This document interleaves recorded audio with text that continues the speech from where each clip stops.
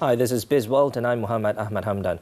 Hong Leong Investment Bank opined that the agreement to redevelop KL Sentral will give an opportunity to Malaysian Resources Corporation, MRCB, to expand its commercial exposure in a prime and strategic location with only 5 acres left from an original 60 acres of development land. The firm noted that previous take-up rates for residential projects in the area are north of 85%. This project, amounted to 1 billion ringgit in isolation, could increase net gearing from 0.27 times to a still manageable 0.49 times. MRCB was the pioneer of transit-oriented developments in Malaysia through its flagship and award-winning Kuala Lumpur Sentral CDB project. The Cabinet yesterday agreed in principle to allow the company to redevelop Kuala Lumpur Sentral Station on a private finance initiative basis, with MRCB at a cost of more than 1 billion ringgit. As part of this agreement, MRCB will be given air rights to develop commercial and residential buildings. The technology sector is expected to record higher earnings in the second half of 2023 on short-term inventory replenishment. However, according to RHB research, a full-blown recovery remains distant.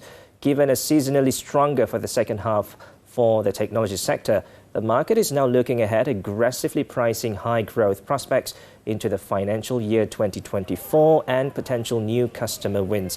The firm added that majority semiconductor giant companies have noted customers' cautious tone and lack of mid-term order visibility. It also believed there could be more downsides to consensus estimates, given the expectation of the delay in recovery on top of cost escalation, especially in staff and utility expenses, with the loss of economies of scale and elevated fixed costs following the various expansions done over the past 2 years.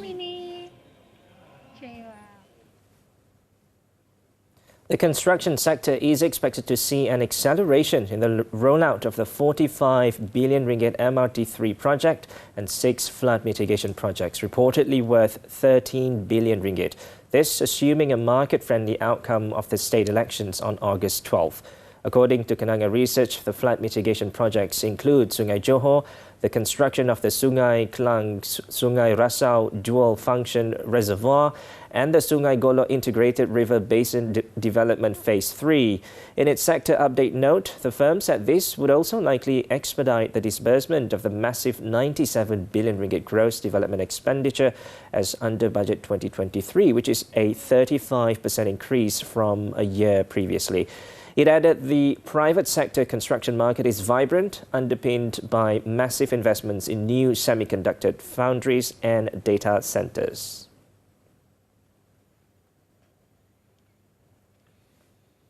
Moving on, Telekom Malaysia TM is in active engagement with access seekers to reach an agreement following the release of its new Reference Access Offer, RAO, which outlines the wholesale pricing of its high-speed broadband network. The adoption of the mandatory standard on access pricing for the wholesale rate, expected to begin this September, will encourage service providers to offer better internet packages. Upon TM's announcement of the improved RAO wholesale broadband rates on July 28th, it has been engaging access seekers to reach an agreement that meets their needs.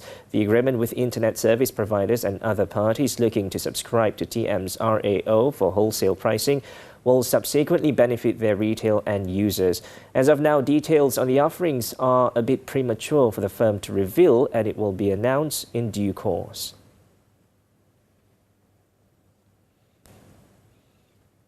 And lastly, the government should approach the upcoming fuel subsidy rationalisation by gradually increasing the prices for the market to adjust accordingly. Taylor's University's Philosophy, Politics and Economics Programme Director Ong Kian Ming said that besides that, the amount saved and measures from the subsidy should be made transparent for the masses to understand. Increase, not a sudden increase.